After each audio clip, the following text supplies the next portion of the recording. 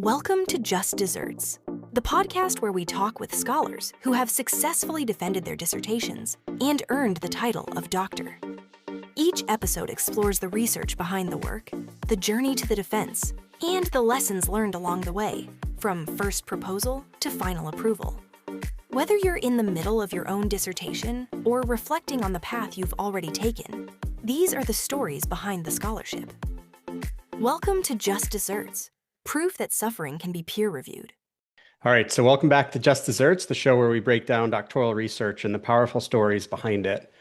Every dissertation represents more than scholarship, but perseverance. I'm your host, Dr. Sean Roy, and today I'm excited to welcome Dr. Stephanie Webb. Her Thank you. dissertation, Beyond Barriers, Understanding Intersectionality's Impact on Advancing African American Women into Executive Leadership Roles. Got it.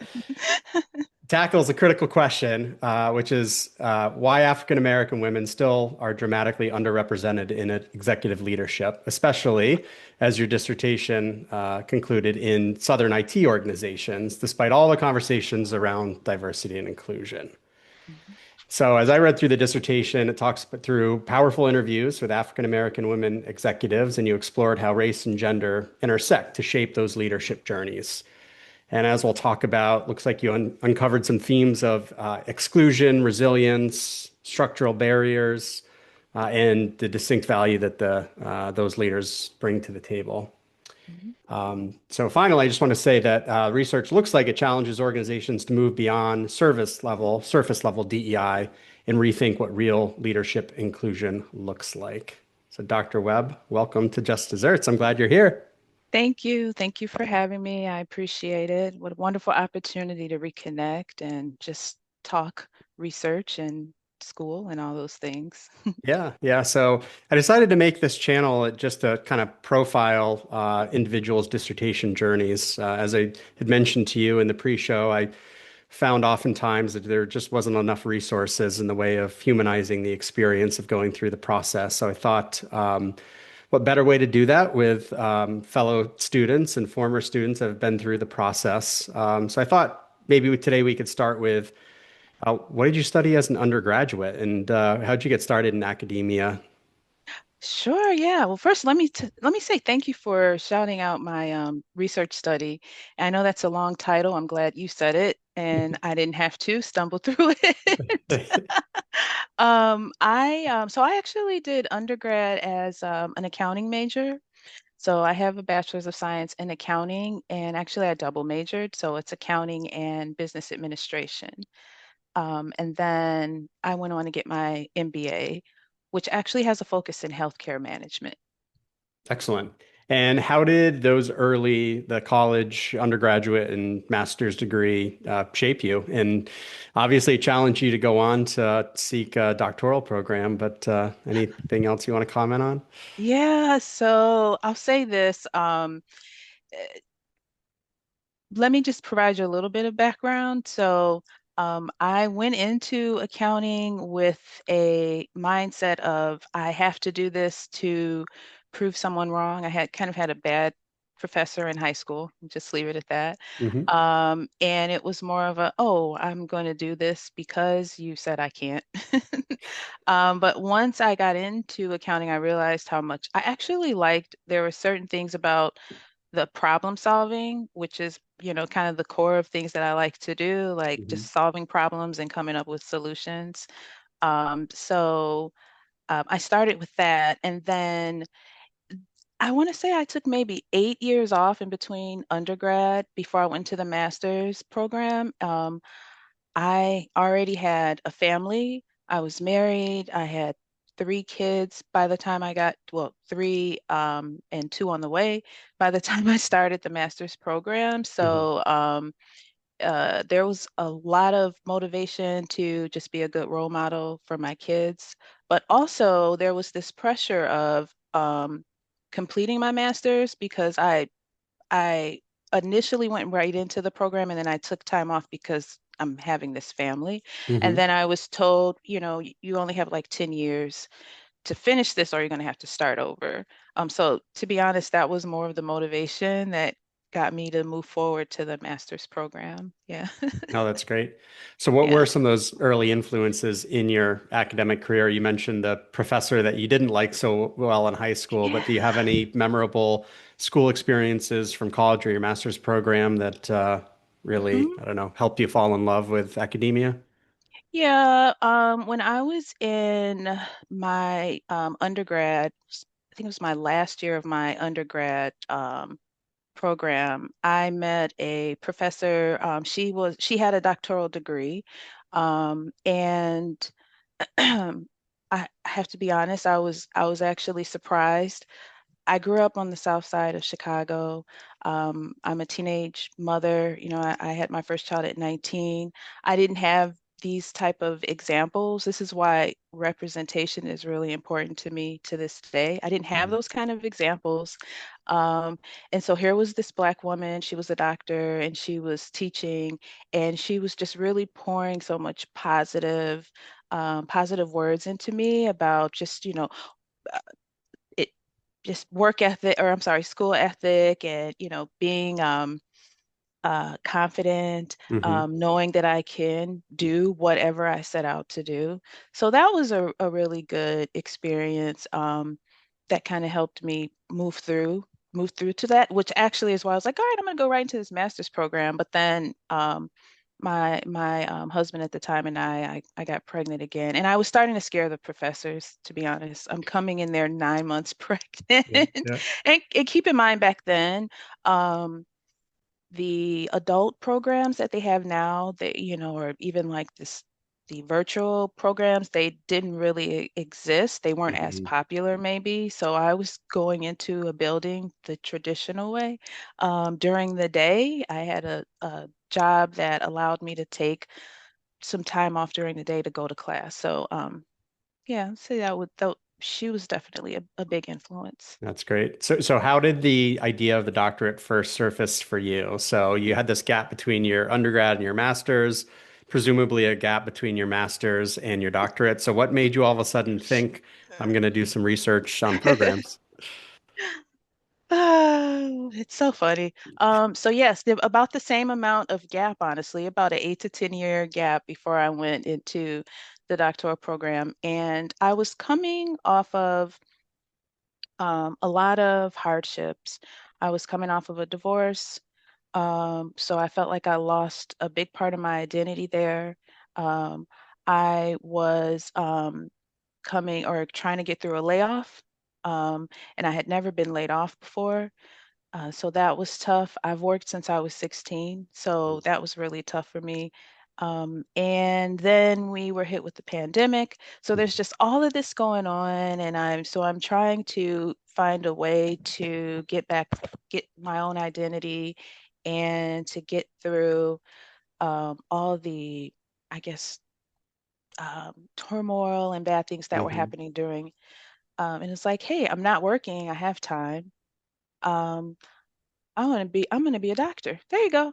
I'm not kidding. I did not think, if you had asked me, 10, 20 years ago, I would not have thought I would go this far, especially a PhD. I'm proud of But you. I can say that. thank you. But Thank you. so was there a certain moment or morning you woke up that moved you from maybe someday to I'm doing this? Or did it all just snowball once you reached out to your institution in the Yeah, fall? I would say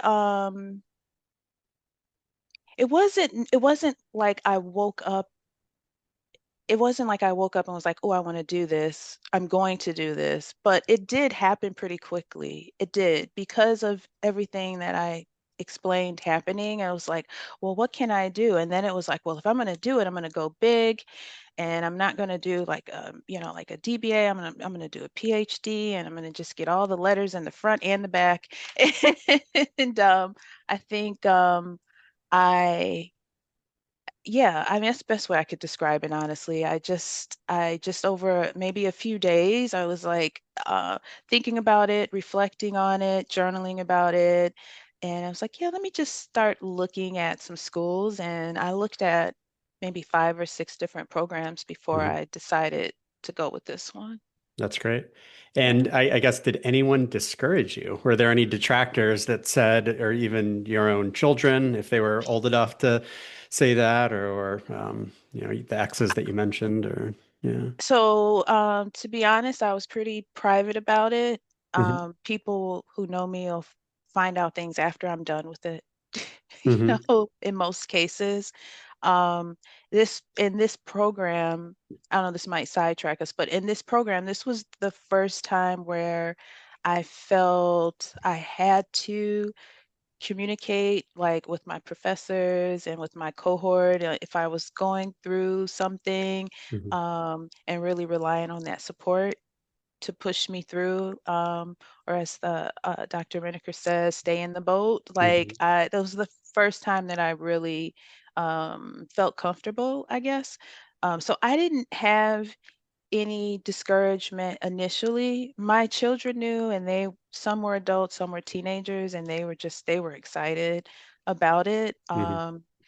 They're all really supportive. So I didn't have any discouraging points initially. Now I will say year two, maybe year at the end of year one, when I started sharing with a few friends, I did have someone say like, "Why would you do that?" and all the debt and blah blah blah. And I was like, "Well, okay, so I'm not sharing anything else with this person, because I don't want the noise." Yeah, yeah. No, keep the positive Mhm. energy around you. Mhm. So that's a good segue to Yeah. talk about the program that we both had the opportunity to participate in. So 3 years worth of classwork to lead you up to the comp exam and then the dissertation. Mhm. Any comments you kind of want to make about those first few years or the classes, the coursework, the learnings on org leadership? Yeah. I'll say that this program was pretty intense. I felt like the classes were rigorous. Um, but also the professors, were very understanding. I felt very supported, honestly. If I had a question about something, especially when I got into planning for my dissertation, um, if there was like some uncertainty, they were honest. If they weren't familiar with it, they were honest.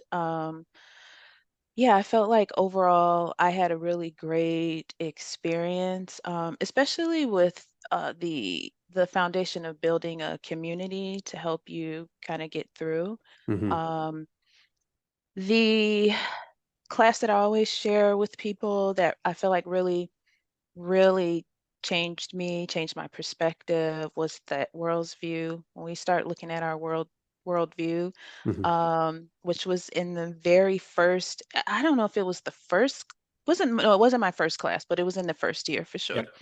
Yep. No, that's great. Uh, yeah, that class really like, but who would have thought question your world views, like no one has ever challenged me in that way. So that class was very eye-opening. I agree. I agree. That was my first course. And remember I was jumping into the deep end right away between that Hmm. book and how to read a book and really starting to think critically in ways that you had never thought about before. So Hmm. it was a good course. Yeah. So for a lot of doctoral students, the classwork culminates with the comp exam. So tell us about your comp exam experience. I think some of your lessons and takeaways could be worthwhile to share with others. Yes. So let me start by saying that I had mentally prepared myself for this comp exam and the structure that it was when I signed up for this program, which was a written comp exam. I'm sorry, not a written, a verbal comp Hmm. exam, Hmm. right? And all of the horror stories I heard about it and not passing it the first time. For me, I'm a realist. I want to hear the truth about things, good or bad, and then I could deal with it better. So I had already mentally prepared myself, like, oh, as awful as it's going to sound, I had prepared myself to struggle through that. So the program, the structure changed like a few months before my cohort, or I'll just say before I was eligible. Hmm. So that kind of shifted everything because it went to verbal. I mean, I'm sorry, it went to written. Right. And so so I had that to deal with, and then my study process was difficult because I was trying to finish, we have an LPP. It's our leadership portfolio that we have to do. It's like 1,000 pages, 50 theorists. Hmm. Hmm. Um, and so because I had given myself this timeline, I was working through finishing that instead of focusing on the comp exam. I was like, I want to take the comp exam by June. I need to finish my LPP by this date. And then, so I was kind of working backwards. Um, so part of my studying was as I was working on that LPP, I had these big um, sticky notes Hmm. that just covered my walls. And I would have the theory and I'd have, the theorists that I was choosing and all the summaries of everything. As I was going through my LPP, I did that. So that's kind of how I studied. And then I also I recorded what I wrote. So anytime that I was, not able to actually pick up a book, I could listen to it. So driving in the car, getting a manicure, whatever, Hmm. I had that audio playing. Did I answer your question? I That's see. good advice. Yeah. No, I was just, yeah, curious about how the experience was. And then so then you hmm had this written experience, and did you find out hmm right away that you passed 24 hours? Do you remember the feelings Yes. of receiving that email? Yeah. Yeah.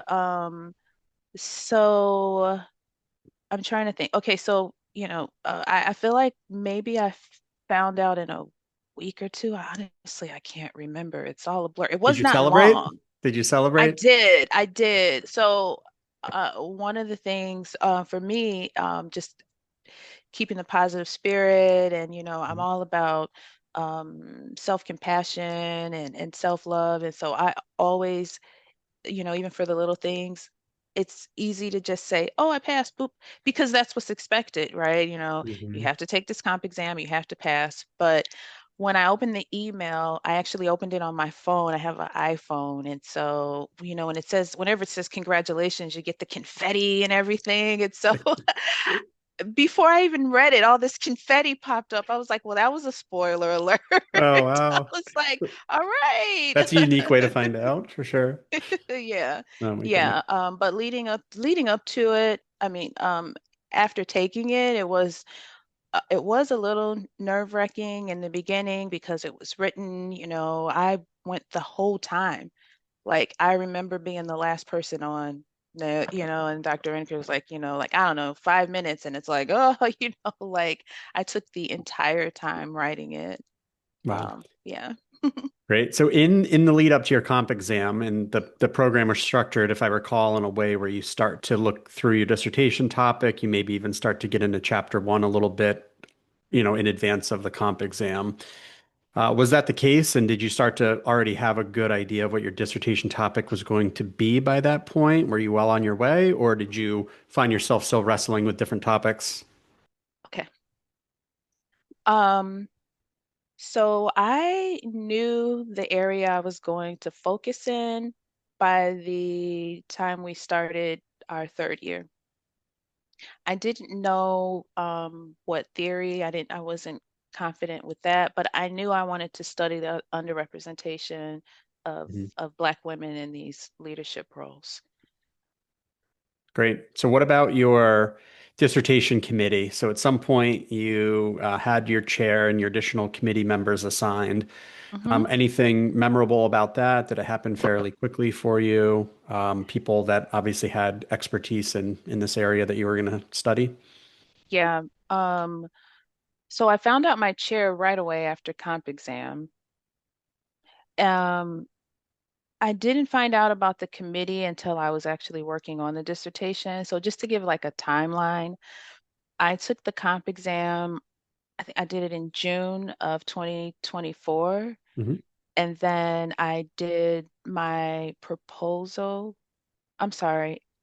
Yes, I did my proposal in March of 2025. And I misspoke. I found out, well, yeah, I was working on my dissertation during that point, but I found out my committee maybe I don't know, maybe it was it was a few months later, for sure. Hmm. It was a few months later, but I had a very strong chair who's, she's very well versed in this area, and then she's been a chair, for a number of years. So I wasn't concerned about that. We were very transparent. She let me know, like, hey, you know, don't get worked up or worrying about where's my committee, just focus on your writing. And so that's what I did. That's great.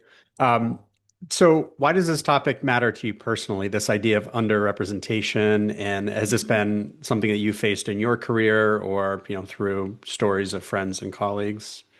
Yeah, just going back to, what I shared earlier with my upbringing and just not seeing the representation. In my younger years, I didn't realize that was even a thing or a term. Like, oh, there isn't Mhm. enough representation. You just thought, oh, there aren't many in this field.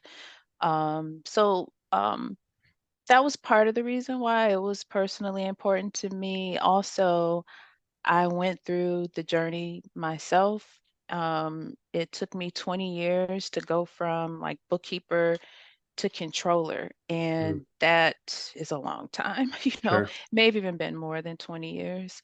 Um, so just understanding that so that I could share that information, not only with organizations, but the women coming behind me, not Mhm. just Black women, women of color can, get a lot of insight from this as well.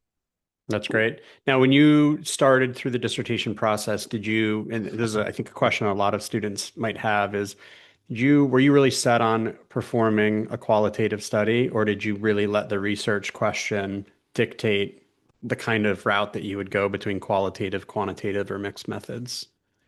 Well, since I'm done and graduated, I could be honest Of because course. you're not supposed to let that but I definitely was like, I'm doing qualitative. Hmm.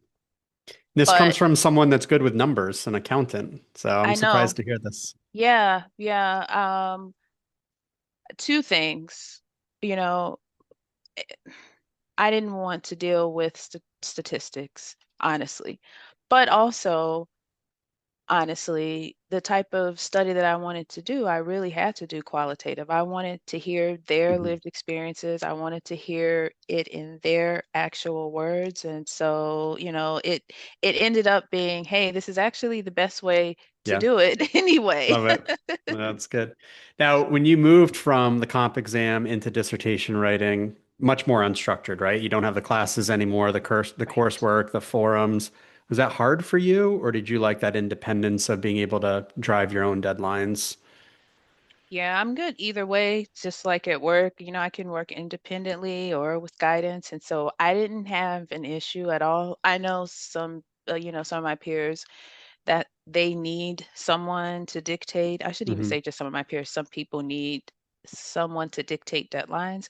But I could say I don't have a problem either or, but it definitely was more, freeing and flexible to be able to come up with my own deadlines. Yeah.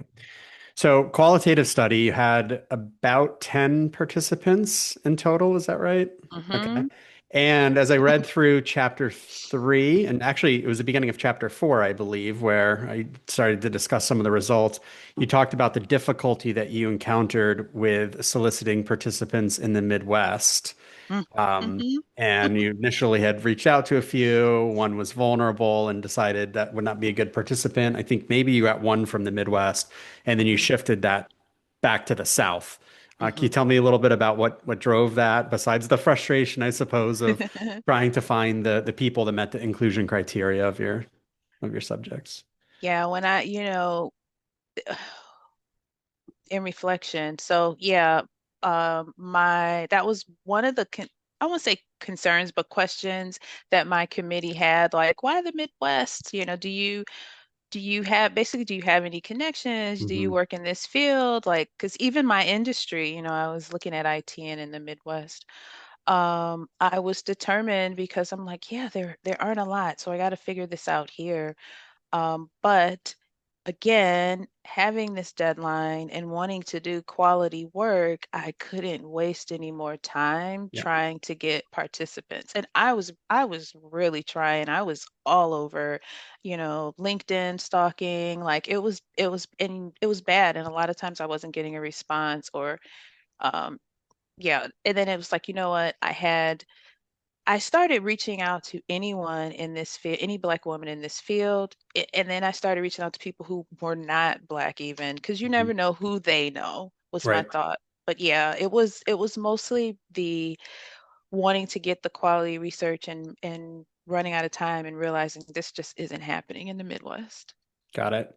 Now, so you ended up focusing on IT, but you yourself have the accounting and kind of financial background. Mhm. Was it just a better population pool for the people that you were looking to interview? Dr. Roy, I just like making life difficult for me, I think. That's what I used to say. I picked a region that was dry. Yeah. And I should say like 3 years ago, I went into the tech field. So my current job is kind of like fintech. I do some technical Mm. support things on my current role in our accounting software and things like that. But I've always been intrigued by technology. Hmm. I saw the extreme representation in that field, not just Black women, but women in general. And Hmm. I was like, I want to figure this out. So it was just really that.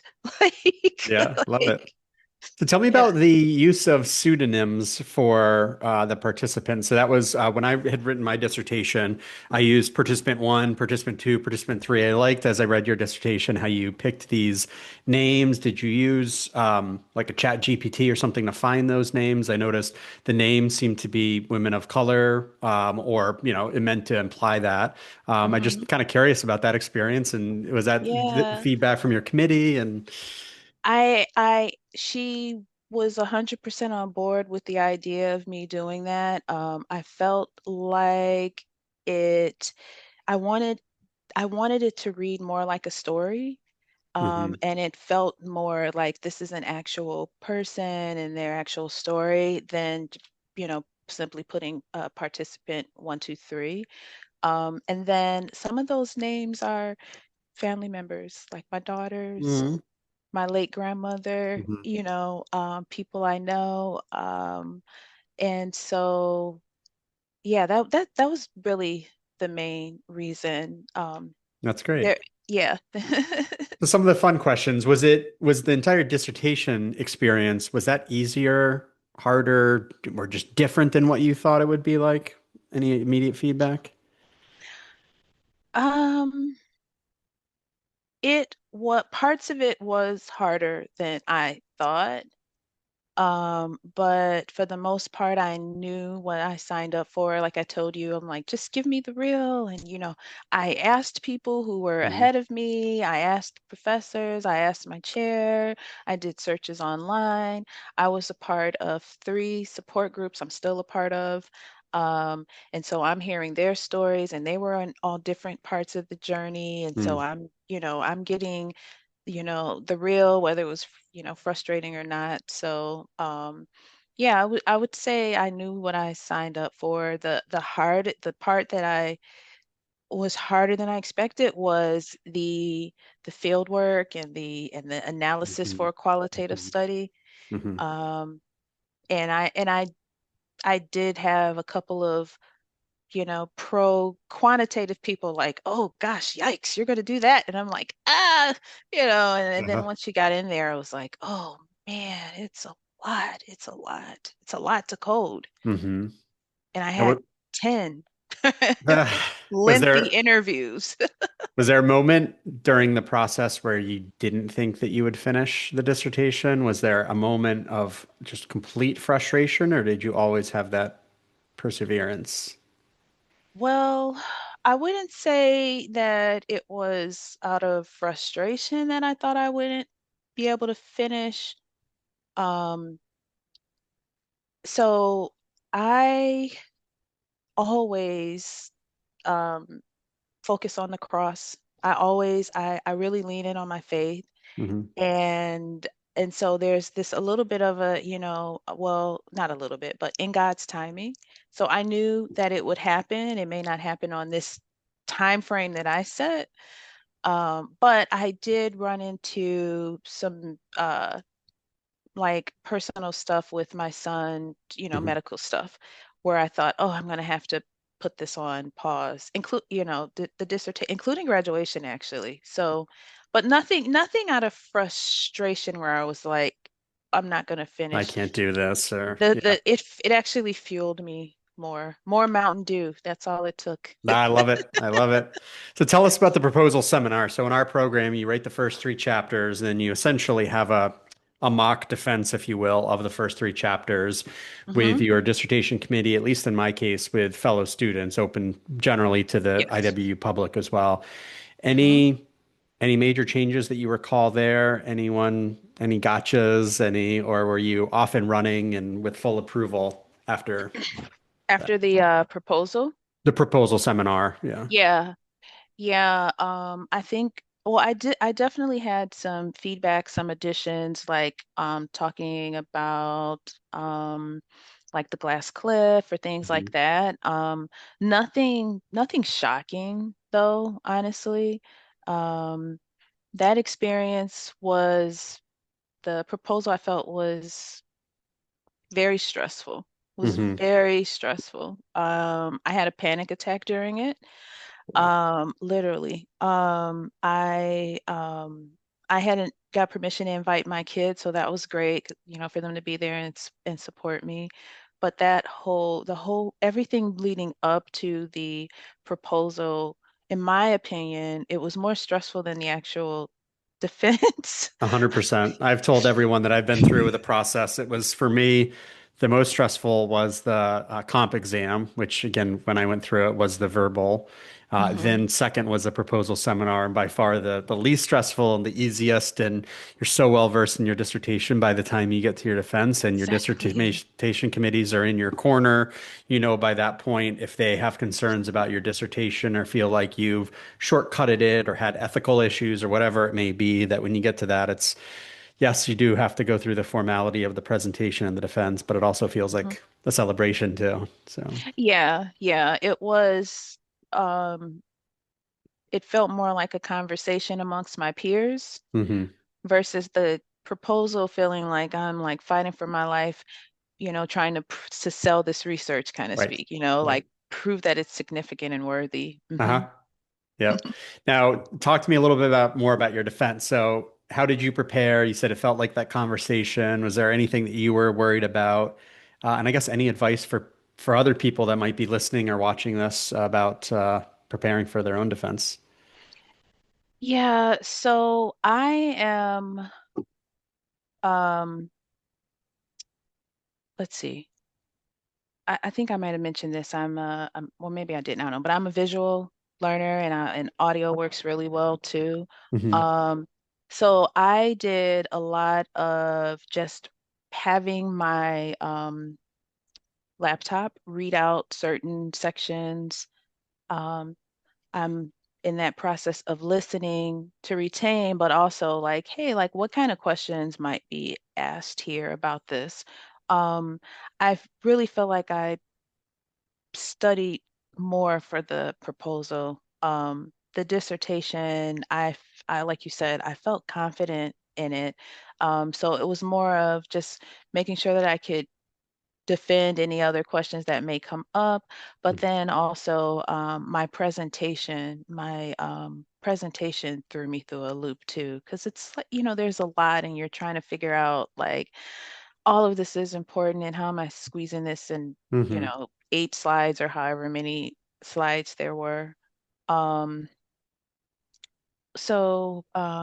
yeah, that was pretty much it. It was just really more of just making sure that I really understand my research, which I already felt confident in, so it wasn't as hard. So people are dreaming of passing the dissertation defense. What was like that moment like when you realized that you had passed? And was that a text message that you received? Was it a phone call from your chair? Yes, yes. So when I ended the call, it was like a little mini celebration for me, like, "Oh, okay, I've done it." And Hmm. they took my phone number and they said they would my chair said she'd text me, Dr. Barnes said she would text me when they were ready. And so I'm doing my little celebration. I'm messaging close family that, okay, I'm done, I'm waiting. And while I was doing that, I got a text message to come back. And I was like, so it was not a long wait. Hmm. I don't know, maybe 5, 10 minutes. It wasn't a long wait. And I just remember thinking, I mean, this could either be good or bad, but I couldn't think of anything bad, That's a good honestly. sign. That's a good So sign. it's like Yeah. either they're like they right away, this is trash, or this is great. Mhm. So That's great. yeah. hmm Do you recall any minor revisions that you had? I Um, had no revisions for my, that's yeah. wonderful. So that also was another celebration.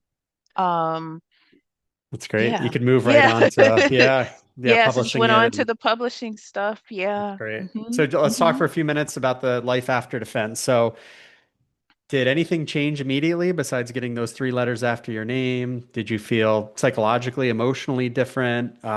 Or was it take time to process? So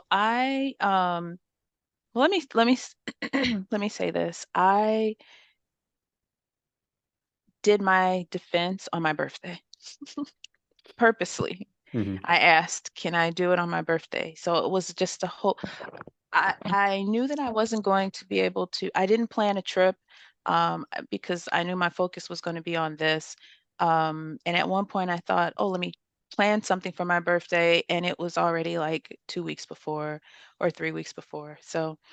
Um, so I did this on my birthday intentionally. And, you know, I don't know, I felt really, um, I don't know, I felt really, gosh, I lost the words. You're gonna have a lot of editing here.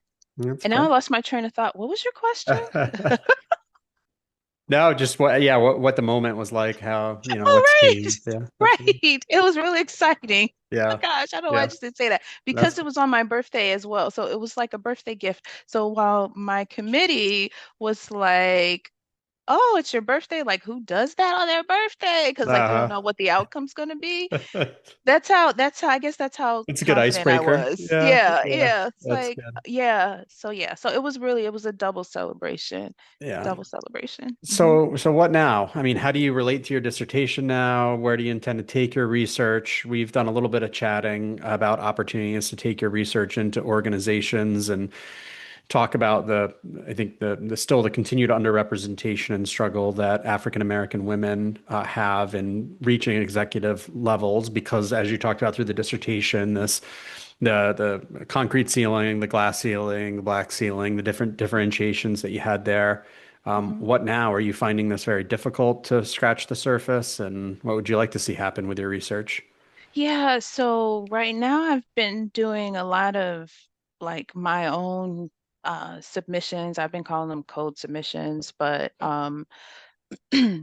so like I am looking for conferences, I'm looking for opportunities to share my research. I've reached out to, so I set a goal, once a week, I'm going to reach out to an organization, whether it's corporate or nonprofit, and just offer my services to share um, my research with them, and my results and stuff. Doing things like that to kind of get my name and my research out there. And as of now, I'm doing this for free. So there's no, which I don't feel any kind of way about, honestly. I'm not like this well-known speaker or anything like that. Mhm. So, but I hope to be. That's what I hope that it's all a part of networking and building relationships, which also I talk about in my research. And so I'm kind of doing that as well when I'm reaching out to these individuals. That's great. Yeah. So We'll end with a few questions. I think that'll be helpful to some of the viewers or the listeners. So, what is one word, if you can think of one, that would describe your defense experience? My defense experience. Oh, wow. One word.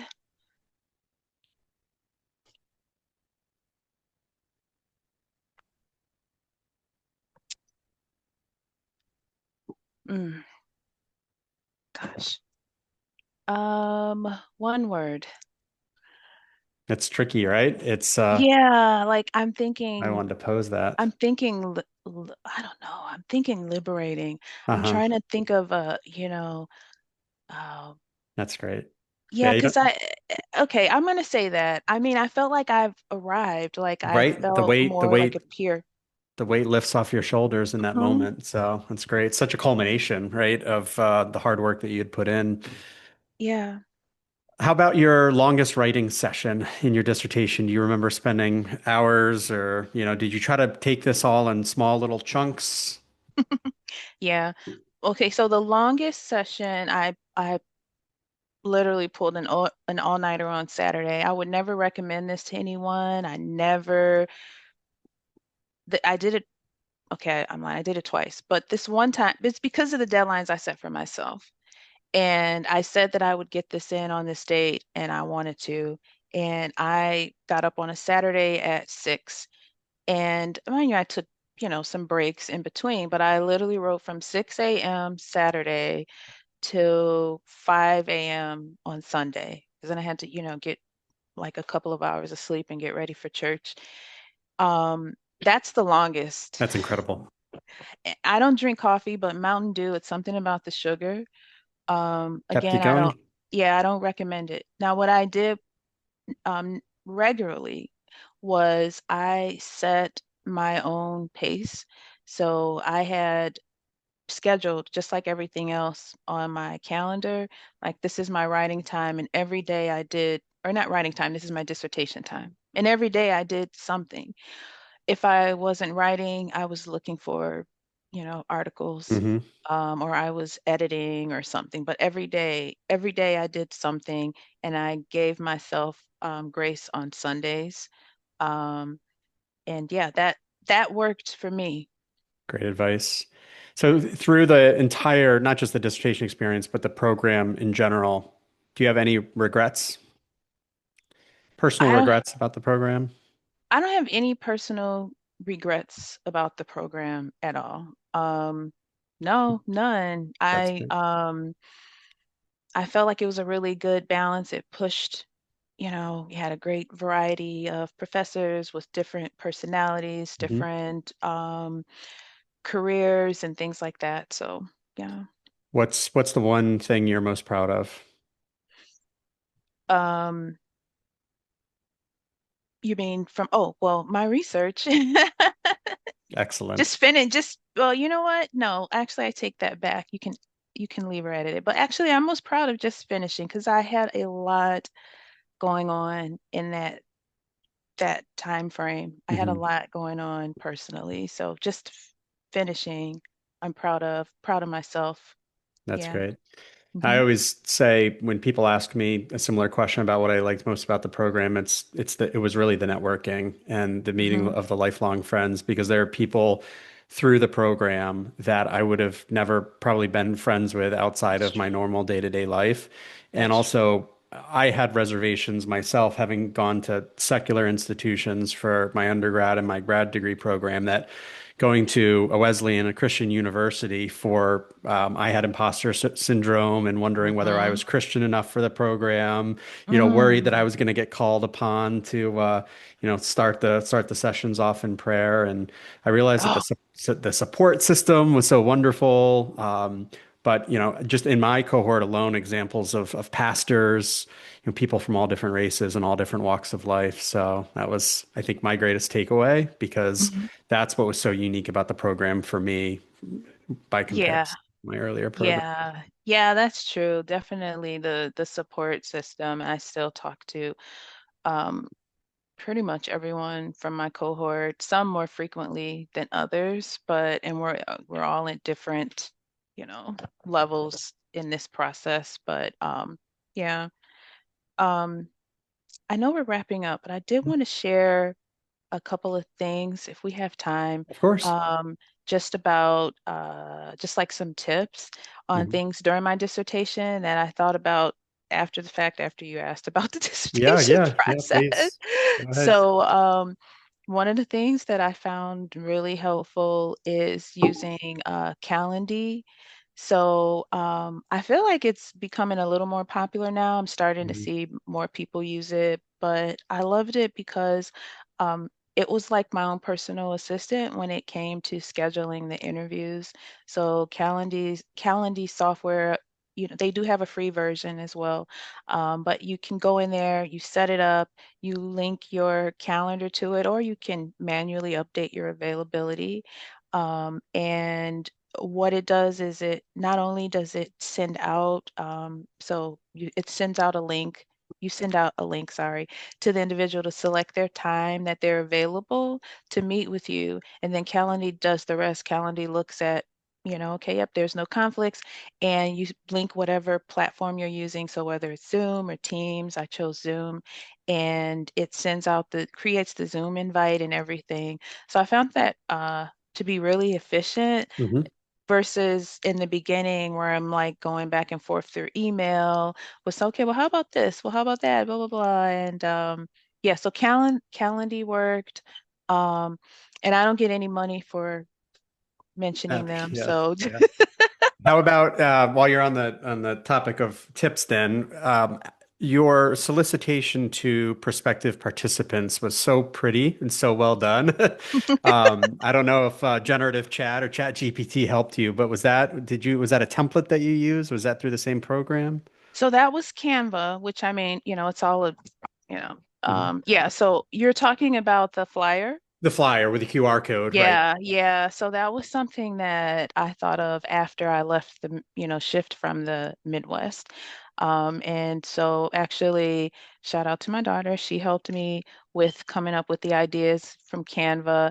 And then the images definitely came from, I don't know if it was chat, but she got them from some AI, Hmm. just trying to find some versatile looks of Black women. Hmm. And that helped because initially I was sending like a summary paragraph to people, and they're like, "Oh, I could share this with someone else." I kind of had that snowball effect, and you're like, Right. Do you have a write up?" And it was like, "Oh, I sure do. I have this flyer, and yeah, you could scan the QR code, which also, was a link to my calendar." Yeah, That's perfect. yeah. Any other tips? Um, External hard drive. Uh-huh. Yeah, I Now, use did the you use external hard drive. cloud storage as well? I used cloud for my interviews, Hmm.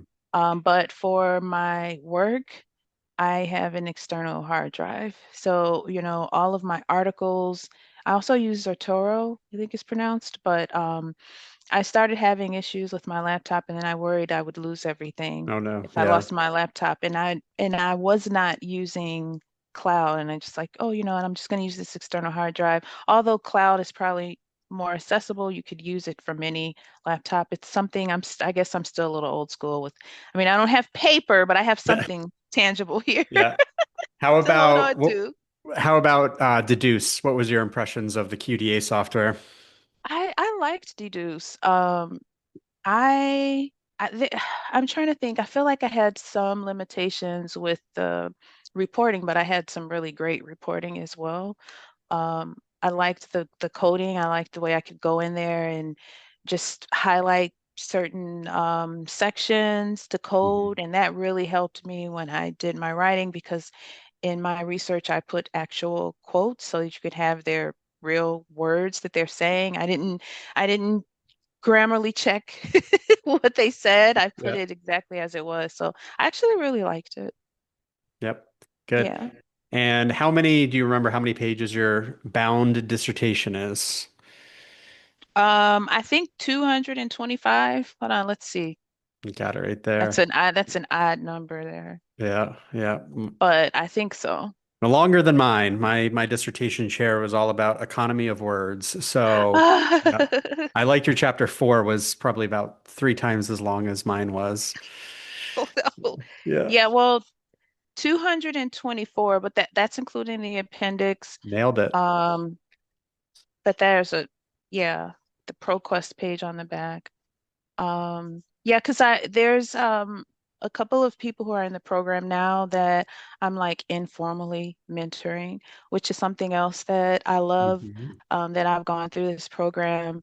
I'm making myself accessible to people directly. Um, was it last year already? Gosh, I did the dissertation seminar.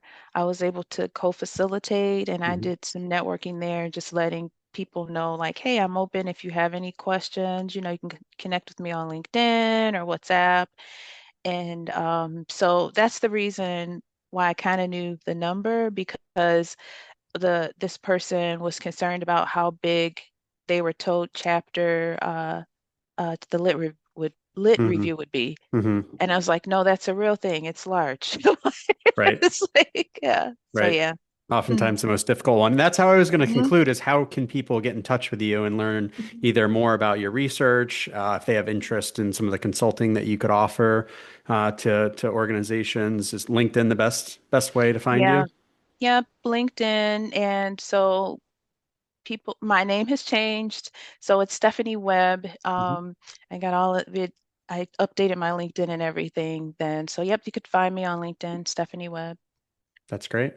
Well, thanks for taking time. Be my Yeah. initial guest on the show, and appreciate the time you spent with me today. Thank you for having me, and I really appreciate you putting this out there. It's going to be great and great for everyone going forward. Great. Thanks.